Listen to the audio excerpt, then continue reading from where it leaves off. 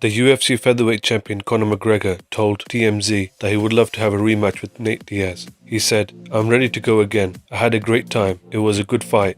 A hell of a fight. I look forward to coming back with a vengeance.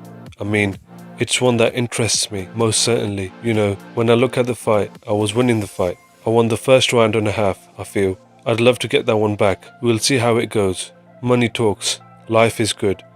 Conor McGregor's coach, John Kavanaugh, said on the MMA Hour that he told Conor McGregor not to load up on his punches during his fight against Nate Diaz. Jake Shields cornered Nate Diaz at UFC 196 and says when Conor McGregor went for the takedown in the second round, he knew the fight was over.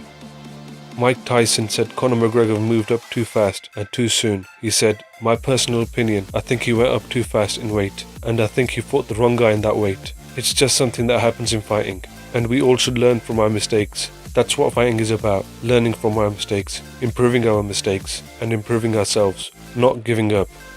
Conor McGregor posted this on his Instagram of his reaction of all the post-fight hate memes. UFC Hall of Famer Chuck Liddell said if Jon Jones wants to respond to his comments, he should at least tag him so he can respond. The two fighters have been going back and forth with each other ever since Chuck Liddell said he would beat Jon Jones in his prime. Miesha Tate's coach, Robert Follis, wants the new champ to defend her title sooner than later. He said on the MMA Hour, "Me, personally, I would love to see her fight at UFC 200. Let's line that up. Let's put Amanda Nunes in there. She wants it, we want it. If Holly's ready, let's go with that." And that's just me as a coach. We have a management team. Obviously, there's a guy named Dana White who has a huge say in this. So really, if you ask what my opinion is, I would love to see her fight, but we'll have to wait and see what happens. Former UFC light heavyweight champion Jon Jones said that he is confident that his teammate Holly Holm is going to come back stronger than ever. Former middleweight champion Chris Weidman says the loss to Luke Rockhold was a fluke. He said the loss has allowed him to grow as a fighter.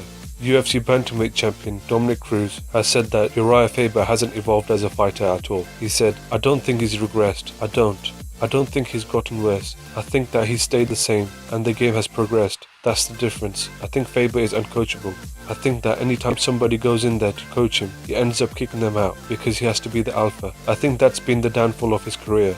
UFC heavyweight Ben Rothwell believes that he could submit UFC heavyweight champion Fabricio Verdum. After long contract negotiations, UFC heavyweight Matt Mitrione has made the decision to leave the UFC for Bellator MMA. UFC strawweight Paige Van Zandt wishes she didn't tap to Rose Namajunas after watching Holly Holm not tapping to Miesha Tate's rear naked choke. UFC heavyweight Frank Mir says he has no problem breaking limbs and ending Mark Hunt's career. The Glory kickboxing heavyweight champion Rico Verhoeven says he wants to transition to MMA and he is very confident that he can be a top 10 heavyweight right now.